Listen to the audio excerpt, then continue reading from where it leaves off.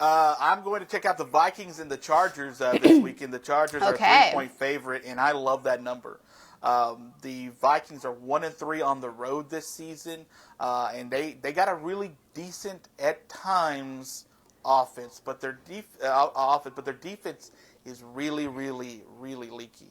The Chargers are top 5 in passing offense, top 10 in total offense. At home, they're only 2-2, but they're also the better team. I think this is another one of those situations where at home you get the 3 points. That's kind of a free spread that you're going to grab for the most part anyway. But Minnesota struggles on just about every aspect of the game except for running the ball when you look against the Chargers defense, which is near last in the league in rush defense. So maybe Dalvin Cook gets a bunch of carries this game, but it's kind of not the way the league has gone.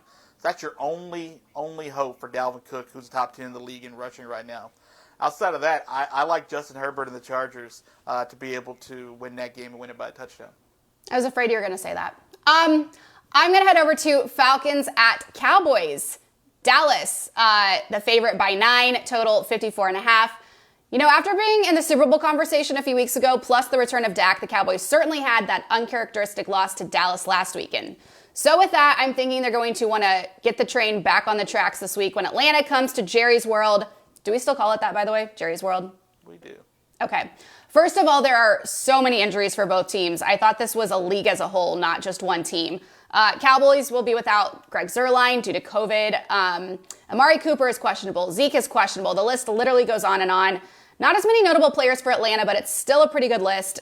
So let's talk some trends. Dallas is 7-1 against the spread this season, while Atlanta sits at 3-5.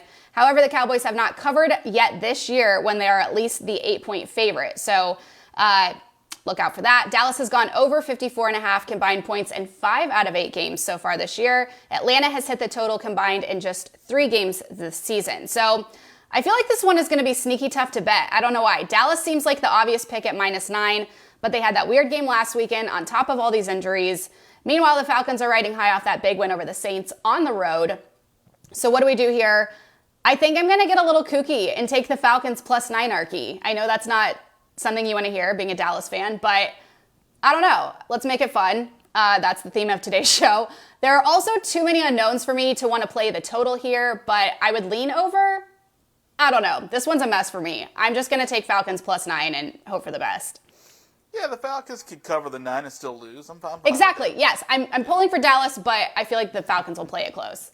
Chiefs, the 2.5-point favorite.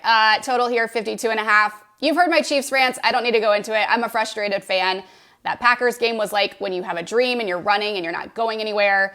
Hopefully that is not the case in Sunday Night Football in this AFC West matchup. I am a certified Raider hater, so this one just means more. And if the Chiefs don't win, Archie, I swear to G, I'm going to have a lot to talk about on Monday. I can't bring myself to take the Chiefs at -2.5 because they've only won 2 games against the spread this season.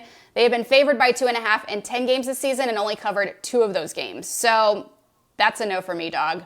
I also can't bring myself to take the repulsive Raiders at +2.5. They, on the other hand, are 4-4 against the spread this season. So with that said, it looks like I'm going to play with the total here. Chiefs have gone over the total in 5 of 10 games this season, while the Raiders have exceeded it in 4. I'm still not super jazzed about betting the total, but I think I am going to lean the under just based on the fact that the Chiefs have been so quiet on offense. It's a conference game. We know those are always a fight. Watch this be the game that Pat actually does decide to ball out again.